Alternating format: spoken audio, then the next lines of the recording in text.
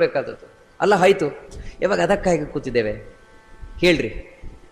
ನಮಗೇನು ಆ ವೇದಶಾಸ್ತ್ರ ಪುರಾಣಗಳಲ್ಲಿ ಏನಿದೆ, ನಮ್ಮ ಬಗ್ಗೆ ಏನಿದೆ, ಅದರ ಬಗ್ಗೆ ಸ್ವಲ್ಪ ತಿಳಿಸ್ತಾ ಹೋಗಿ. ಆಯ್ತು, ನೋಡೋಣ. ವೇದ, ಶಾಸ್ತ್ರ, ಪುರಾಣ ಅಂತ ಏನು ಹೇಳ್ತೇವೆ, ಇವುಗಳಲ್ಲಿ ನನ್ನ ಬಗ್ಗೆ ನಿಮ್ಮ ಬಗ್ಗೆ ಏನು ಹೇಳಿದೆ ಅದನ್ನು ಮೊದಲು ನಾವು ನೋಡ್ಕೊಂಡು ಹೋಗ್ಬೇಕಾಗಿರುವಂಥದ್ದು. ನೋಡಿ, ಮೊದಲನೇದಾಗಿ ನಮಗೆ ಪ್ರಶ್ನೆ ಬರಬೇಕಾದದ್ದು ಏನು ಅಂದ್ರೆ, ನಾನು ಯಾರು ಅಂತ. ನಾನು ಯಾರು ಅಂತ ಹೇಳಿದ್ರೆ ನಿಮಗೆ ನಾನು ಮನುಷ್ಯ. ಅದರಲ್ಲೇನು ದೊಡ್ಡ ಪ್ರಶ್ನೆ ಏನಿದೆ? ನಾನು ಮನುಷ್ಯ ಅಲ್ವಾ? ಈ ಪ್ರಶ್ನೆ ಸಾಮಾನ್ಯವಾಗಿ ನಮ್ಮೊಳಗೆ ಬರ್ತದೆ.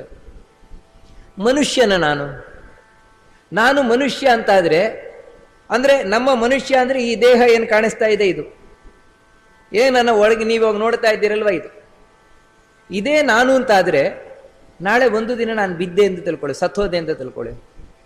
ಸತ್ತೋದೆ ಅಂತ ಹೇಳಿದ ಕೂಡಲೇ ನಾನು ಮುಗೀತು. ಆಮೇಲೆ